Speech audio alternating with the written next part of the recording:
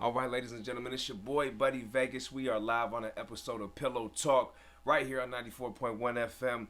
And I am sitting down with one of, if not the most influential and talented DJs in all the Midwest, with over 1.7 million followers on social media, traveling all over the country, winning multiple DJ competitions and spinning records at some of the most prestigious events in the music industry, like Soundset.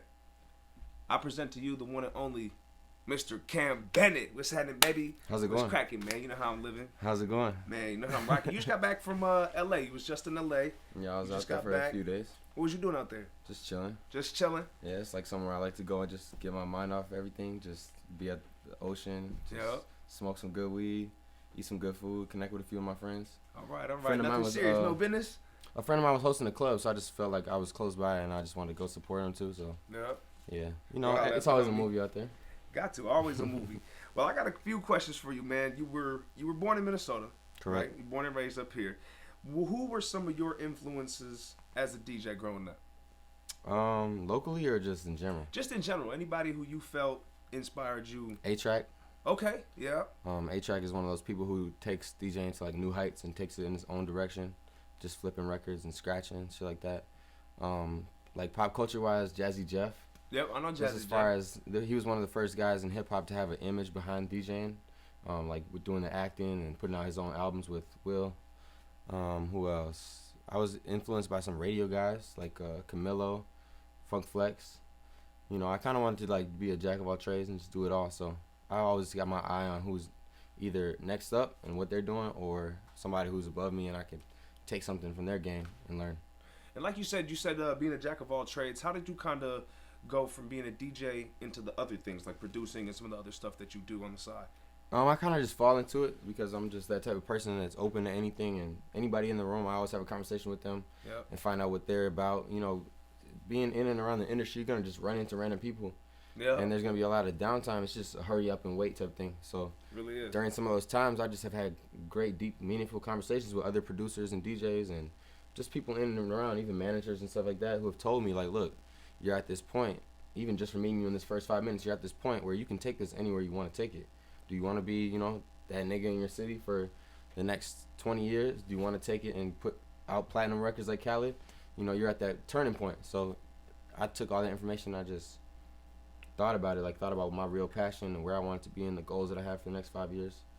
And, you know, I just ran with it. Yep, gotta run with it. So with that being said, you got some of the things that you're doing on the side. You're producing, you're DJing, and you're mostly DJing. You were DJing like clubs and stuff like that. Mm-hmm. But you also are somebody's personal DJ. Now, you're Lil Bibby's personal DJ, right? Yeah. Can you tell me how that kind of came about and what you've been doing with him? I told this story a few times before, but he had hit me up at a time when I was just like basically another transition time period when I was going from doing like house parties and trying to be in the clubs and things like that. He had hit me up and just literally asked me like, yo, I need a DJ. Like very few words. I need a DJ. And I basically had hit him like, how much? And he basically he told me, he was like, just come, like, to, you know, check it out. Let's talk. Let's sit down. That's the type of person he is. He does all his business face to face, and he's very straight up about everything. So we did a show together, and I actually fucked up the first show, I think.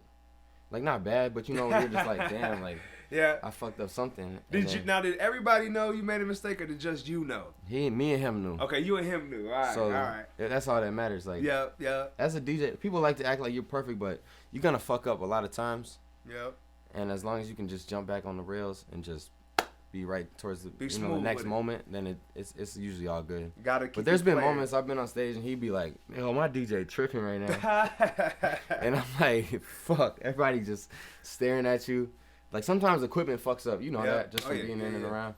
Like sometimes it might not even be your fault, bro. And sometimes you might be high or drunk and it really is your fault. Yeah. So, I know how I've been there. Yes, sir.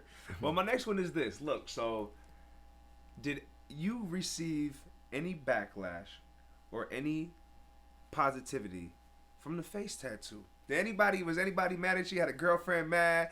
Any side girls mad? The homies who thought you was tripping? How'd the face tat come about?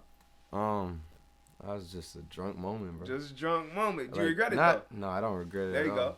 It was something I had thought about for a while, but at the same time, it wasn't something I was like solidified. Like, it wasn't an in stone decision. Like I'm doing it on this day. Yeah. I just had my tattoo artist there, and then I told him, I'm like, I think I'm gonna get a face tattoo, and he was so all for it. I'm like, I felt so comfortable. Yeah. He's like, hell yeah, face tattoos. That's everyday shit, bro. Wow. I didn't really think about it as being something that was gonna be on my face forever, but I'm happy with what I got, and I'm happy with the way people perceive it, because sometimes it takes them a little while to warm up to it, or they might be like a little taken aback at first, but when they just understand you as a person, then they'll get why you got it. All right, so you got the face tat, you got it with Lil Bibby going on. You in the clubs. You just got back from LA. I don't even go to the club that much. Nah, I'm over that. Oh, he over as that. Of, it's been too much.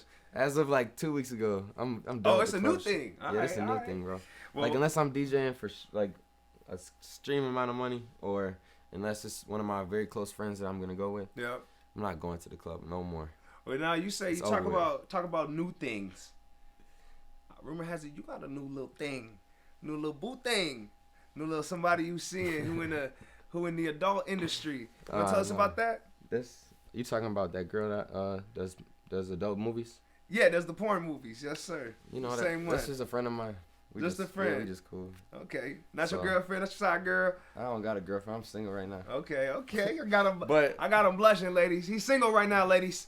He's single, ladies. But if y'all want to hit me up, y'all can. There you go. Yes, sir. If you want me to fly you out and get your nails done, hey, then you just send me a DM. It's that easy. Get your nails done. Quick little DM. It's that easy. Well, with being a DJ, what are some of the, like you already talked about a little bit about machinery messing up or the artist being upset with some of the things that happen. What are some of the negative sides of DJing that people might not know about?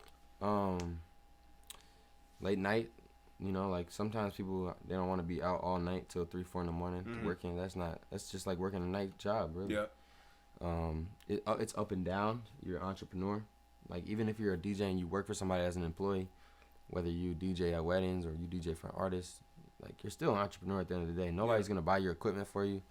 Nobody's gonna put a savings account to the side or give you health insurance. You know, you still gotta handle all that shit. Real talk. So there's gonna be days or weeks where you're booked every day and you getting checking a bag every day. Every day. And there's other days, or it might be a whole month, where you don't got shit. So you have to adapt to that. You have to be able to find other side hustles and things where you can supplement your income and just be able to use your time effectively, because it's stupid to be a DJ and you sit at home all fucking day waiting for a gig. Yep. So you gotta, every DJ I know is multifaceted. Whether they skateboard, might do photography, they might do graphic design. That's like how I got started. You gotta find something else to supplement it. I mean, other than that, it's something that will tear apart relationships in your life, because you're always gonna be in and around entertainment shit, and everybody not with that, bro. Everybody knows that. Like, it's gonna be certain family members that distance themselves from you because they're like, oh, this dude, all he does is just go to parties and shit every fucking day, do drugs. They're gonna make assumptions. Yep. Even the closest people to you might start looking at you differently because you do entertainment, whether it's being a rapper, DJ, artist, whatever. Even producers, bro. Like, you on the road, you in the studio late at night, that's just gonna tear apart some relationships you got, some friendships you haven't had for a long time. That's real. That's tough. Deep. That's some things people might not think about. So aside from the negative aspect, do you have any just advice for anybody if they wanted to be a DJ or enter just the entertainment industry as a whole? Do you have any advice for those people? The number one thing I'd say is to buy the most expensive equipment that you can afford. Yeah. Within reason. Like, don't go out and just blow a bag for no stupid reason. But don't just go buy the entry level shit, because shit like this is marketed to people who don't know what the fuck they're doing. So it's like a toy. You know what I'm saying? So I could throw this right now and it probably gonna break. You don't want that. Yeah. You want some shit that somebody could literally slam on the ground and you could go do a whole nother set that minute, because shit happens. You might be getting out the car, moving stuff, this, that. You gotta get good, solid equipment, whether it means you get a good MacBook. You can't go get a MacBook from 2007 and be trying to do programs and shit from 2020. Yeah. We here. You gotta catch up. So a lot of people are like, well, I don't got no budget.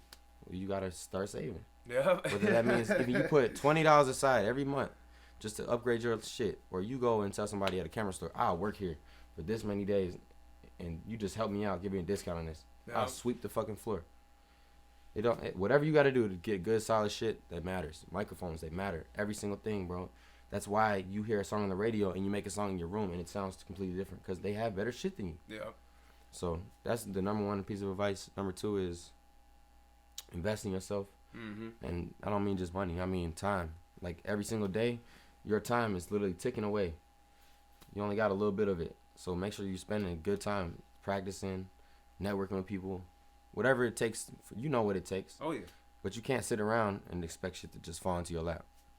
Well, okay. So with that, you know, you got to get the good equipment. Got to invest time into yourself.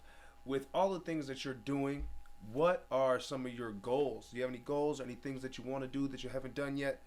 Anything of that nature? My goals right now are like really community based because I got a lot of people around me that are creative. They're talented business wise. They got good connections, but it's just I feel like I'm the glue to bring a lot of people together in one system, you know. So in the next 6 months to a year, I want to be able to hire more people to do things like build a clothing line, like run other businesses that I may have or investments. I want to be able to build up artists on my own. So for a lot of people who don't understand what that means, we don't have to use labels to give us a deal, bro. We can give ourselves a deal. Yeah. We can promote our own music. We can do all this shit ourselves at the house. But a lot of people are just running to a label to do it. So I want to build people up so they don't have to have that feeling like, oh, I need to sign. Yeah. Photographers, videographers. I want to build people up so then they can help me too. It's a community thing. So that's my main goal right now. Otherwise, I want to, next year I want to buy a home. Yeah. Just as far as the way the property's going and the way the market's about to crash, now's the time to either buy a home or wait it out. Yes, sir. You already know. I know, like, I be researching shit, bro. So I look at the next 5 months, the next 1 year, the next 3 years. I understand where your life could go. Oh, yeah. So, I mean, besides that, Well, I don't know, bro. I want to get better at this. Yeah. Every day. Every single time I touch that shit, I get better. Yeah. And I don't have enough time all the time to practice, so I just want to get better and better. There you go. Well, what about this? So you were talking about community, and I know right here in the Minneapolis nightclub community, the concert community, there's been a lot of violence lately.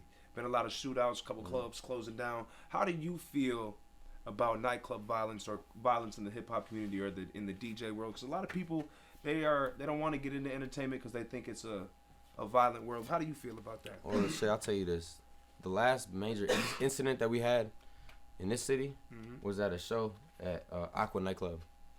And I don't want to throw them under the bus. I always like rock with that establishment. I've known the ownership.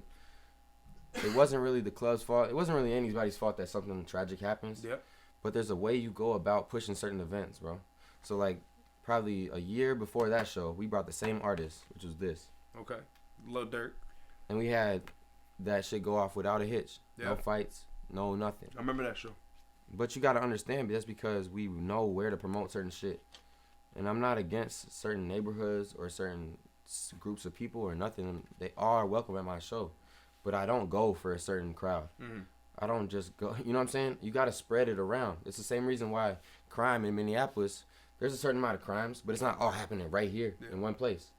You got to go to all these, you know what I'm saying? If you average it out, if you have 800 people from Wayzata and then 500 people from Burnsville and then 300 people from Minneapolis, the same way the crime numbers average out, it averages out, bro. But if you all go to one neighborhood, though the same problems are going to come from that neighborhood into your club. It don't work like that. You got to put money in real advertising. I don't want to see nobody come to the club and say, oh, I'm going to see Cam DJ, or he told me to come out tonight, and then they end up with a fucking bullet in their heart, bro, and they dead. And now I got to explain to their mom why they're fucking gone because of me. Yeah. And it's not even my fault. But I don't know, bro. It's the same way, like, how do we deal with violence in our community? It's about one step at a time. It's not going to change overnight. Yeah. A lot of the violence that we see like now is like our retaliation shit. It's like, all right, you shot this person I know. Now we got to come air you out. Yeah. Yeah. It don't got to be like that, though. Do what you got to do. Because that's a reoccurring cycle. That's not going to ever stop. You go Yeah. shoot somebody else over there, they're going to come back and shoot you. Real talk. Or somebody you know. And then there's people getting shot in the midst of it. It's like, bro, if y'all want to shoot at each other, either learn how to shoot or go take that shit somewhere else, nigga.